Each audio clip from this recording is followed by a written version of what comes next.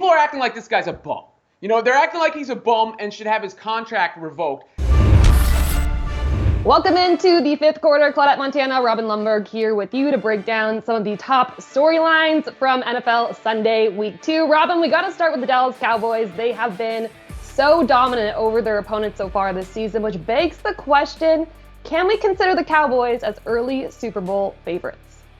Well, look, I think that the Chiefs are the Super Bowl favorites until proven otherwise, but the Cowboys look like the best team in the league right now. Their success is going to come down to Dak Prescott in the clutch moments, and he was good against the Jets. But this is a team built off of its defense, and one player in particular, Micah Parsons, who is about the most fearsome defensive player I've ever seen in my life. I just mentioned Patrick Mahomes. If I'm taking any non-quarterback in the league right now to build a team around, it is Micah Parsons. And I might take him over any player not named Patrick Mahomes.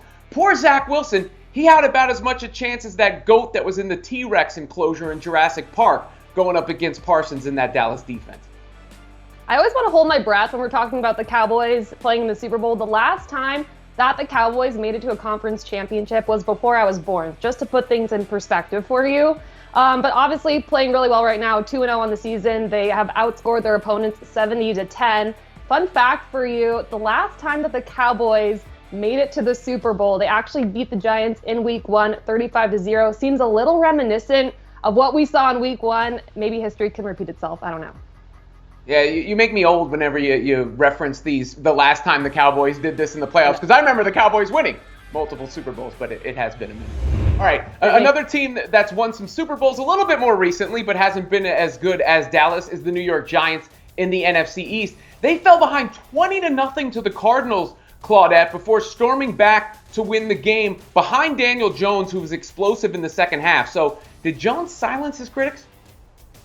I think that you have to give Daniel Jones and the Giants credit, especially coming back from a 21-point deficit to eventually win over the Cardinals. But I think we kind of got to pump the brakes on that argument and see how things play out these next couple of weeks. They take on the 49ers, Dolphins, and Bills, all really tough teams.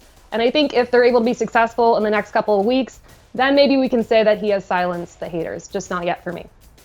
Yeah, I don't care, who they play, what they do from here on in. People are acting like this guy's a bum. They're acting like he's a bum and should have his contract revoked. Yet in the second half of that game, he threw for 250-plus yards. He ran for 50-plus yards. He threw multiple touchdowns through the air, scored a touchdown on the ground, and had no turnovers. You know who's done that in NFL history other than Daniel Jones?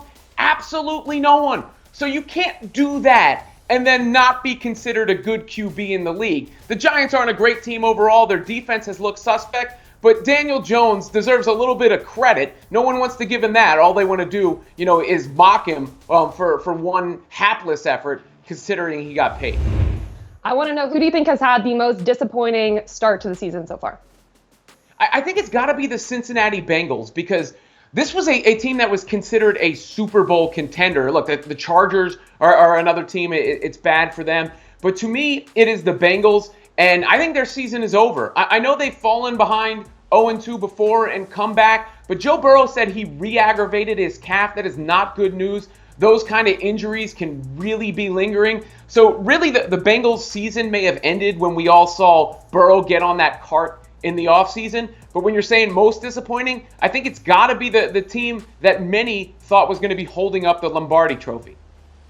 I'm going to go with the good old Denver Broncos, because last season was just an absolute disaster. They obviously bring in Sean Payton, get him out of retirement. This guy could be sipping like Mai Tais on the beach right now. He comes back, I think gave a lot of Broncos fans a lot of hope, and they start the season 0-2. Also, yesterday blew an 18-point lead against Washington. Definitely not the start that Broncos fans were hoping for. Also, I would argue that they're not even the most exciting team in the state of Colorado right now.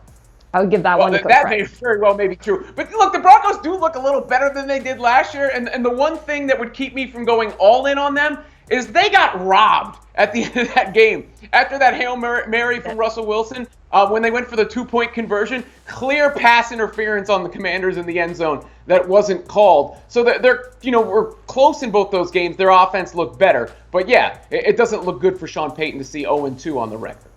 I don't think anybody's saying Broncos country, let's ride. Let's just leave it there.